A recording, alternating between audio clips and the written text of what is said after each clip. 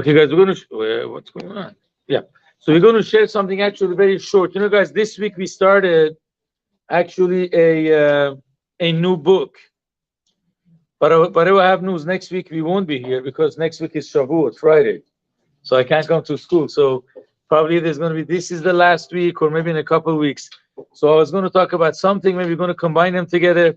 You know, this week's portion that we start is called the book of Bamidbar. Bamidbar literally means in the desert, because the Jews came into the desert. But there's actually a second name for that. Anybody knows what the second name is? If you look in the English, Genesis, Exodus, Leviticus, what's number 4? Anybody? We're not here to test you. It's called the book of Numbers, right? This book is called Book of Numbers. Now, why is this book called Book of Numbers? So the Medrash says because Jews were counted 3 times in this book. The portion that we read tomorrow, the Jews were counted once, and then the tribe of Levi, the Levites, the kids were counted, you know, from the age of 1 month old and older, and then the ones that could work in the temple, they're counted again from 30 to 50, and then at the end of the book, the Jews are counted again at the end of the 40 years in the desert. So because we're counted like 3 times, 4 times, or whatever you want to say, so the whole book is called Book of Numbers. I've got a question to ask you people. Does numbers show what kind of quality or character trait you have? Obviously not, right? Moses is not counted more than 1, and the most simple person is not counted less than 1. All it shows is your external, right? You're not a number, you're more than a number. So why is the Torah calling the entire book with the book of Numbers? Couldn't they find a better name? You're not a number. I'm sorry. I hope you're not. Imagine you sit in this class and the teacher tells you each one of you is only a number, right? That's not what we do. No teacher does that, obviously.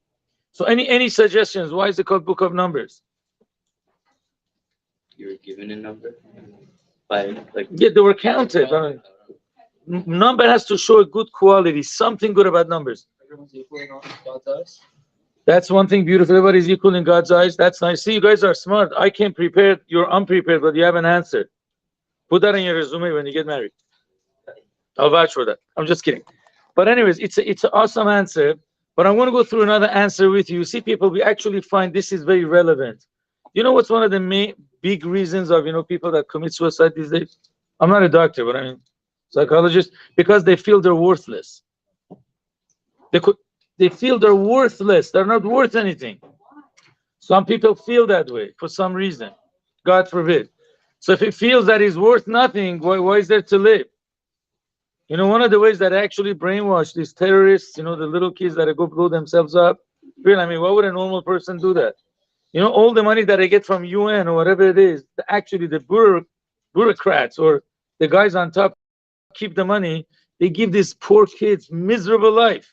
They have nothing to live for. They live in the most poverty poor place. All the money they get, they make tunnels to attack. So these kids don't get anything. What are they here to live for? And then they tell them, by the way, if you're going to blow yourself up, you're going to go to heaven, God is going to give you 70 wives. So they have a better life over there. I just have a question. What did they tell the girls? You're going to have 70 husbands? I don't know. I mean, obviously it's nonsense what they say. But honestly, why are even ready to kill themselves? They have nothing to live for. They have a miserable life. Thank God in the United States, most of the world, we don't have that. You have quality life, thank God. Our parents are doing well. You have a normal life, thank God. What? Except for the gays. But I'm not going to say they have normal life, Let's not get into that. I'm not allowed to talk about it. Anyway, so what happens is, that's why the Torah comes and brings the idea of numbers, guys. Let me have your attention. That's where the numbers come in. God is telling us you're worth something. Nobody's a nothing. If anybody tells you you're nothing, he's making a mistake. My proof that you're worth something, the fact that God created all of us, created every single one of you. That shows that you guys are worth a lot, and it could make a big change. I'm just going to finish with the concept of Shavuot, people. The holiday of Shavuot is coming, correct? And you guys have a lot of value, because when God wanted to give us the 10 Commandments, the entire Bible, he was looking for guarantors. Imagine you have a priceless diamond. I'm not talking about your future wife. I'm talking about a real diamond, right? And you want to give it as a gift to somebody. You're not going to give it to a guy that's going to throw it in the garbage.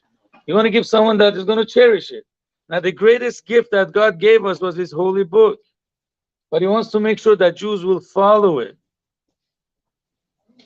So, who's going to be the guarantors that we won't just put it on the shelf and let it, dust? So, the Jews had to come with a certain idea. Say, you know what? Our fathers will study the Torah. God said that's no guarantee, because once the fathers will pass on and they don't give it to the kids, it's not going to continue forever. So, they came with a better idea. We're going to have our priests, our rabbis. Our rabbis will study Torah. How much of a percentage of Jews are rabbis, people? Very few. Not too many. Mostly are professionals, business people. God said, no, that's not a successful, thing. I'm not going to agree. So what did they say? We're going to make our children the guarantors. Every single of your parents at that time promised that we're going to teach the Torah to our children. God said, if you're going to give it to the next generation, I'm ready to give the Bible. Honestly, the fact that we're all good Jewish people here is because our parents sacrificed everything to give that Judaism to us. So from here, we see the value of you guys, the kids. You're the guarantors, not my generation, your generation, because you actually got the Torah. So it's Shavuot coming, guys. They're going to read the 10 Commandments next week. Please make sure that you're going to go to the temple, hear the 10 Commandments. By us, we have it at 11th, at around 10 something, 10:15. We're going to have the 10 Commandments. If you guys have school, you could come in the afternoon around 5:45 in the afternoon. We're going to take the Torah out again, and we're going to have an ice cream party. God willing, if you like dairy or non-dairy ice creams, we'll have it. But make sure that you go and hear the 10 Commandments. Very important. Please know the value of yourself, know the value of every human being. You're all priceless in the image of God. Thank you guys for listening. Let's just do a... Yeah, guys, I forgot. Honestly, please forgive me. You have enough things? Okay, so I'm not going to make... I forgot to buy stuff. I used it yesterday or something. No. No, I have some. Give it to whoever it gets. Whoever doesn't get next week, they get more. Next week, there's no club. At least not for me. Oh, by the way, we got a birthday this week, but she's not here. Is Shiloh here? Shiloh, is your birthday, no? This is it? Yeah, and this is $10. Where's Shiloh? Shiloh, here's the birthday. Not enough. I know, it's okay. Unless you just want to wait the next 2 weeks and then give everyone. Yeah, you want to give it to them? I'm really sorry, guys. I forgot to buy gifts. I sent Do them. you want to wait? No. Give it to whoever had to get it. The week after, I bring double. Please, guys, whoever gets it, get it. Guys, if you're not paying attention, you're not going to get a gift card. So please pay attention and listen to Rabbi. Thank you. Yeah, so in 2 weeks, next week, I'm not here. We're going to give you each double. We could do something better. $10 instead of 5, because I'm coming up for today. I don't think You could do something You don't better. have to do that, Rabbi. We'll do one. We'll do one. We'll do one. You don't have to do that. Okay, we'll see how unless you want to have a different plan, if you go to Mr. Son and ask him for the last week, if you can bring food, we bring lots of pizza, we'll get the gift cards. But please be polite with him. He might send those. He says no, it's no, but maybe he'll be on the side of his mercy. Yeah, just the last day. Thank you. Just go. Guys, whoever gets it, gets it. Please forgive me for my negligence. I don't have anything. Oh yeah, one $10 one. I don't have that. Your raffle is $10. No, just give it to me. You have one? I can do the rest. I gave that for a gift card for the first birthday. I I don't can know. give 2 cards to whoever wins the raffle. You want to do a raffle? I can even choose the number. Okay, so do it. Okay, guys, we're gonna do a raffle. We're gonna have 3 winners, and each of them is gonna get 10, right? So 2 She's going to choose the number. Ralph's. Okay, yeah. I'm gonna choose Then you're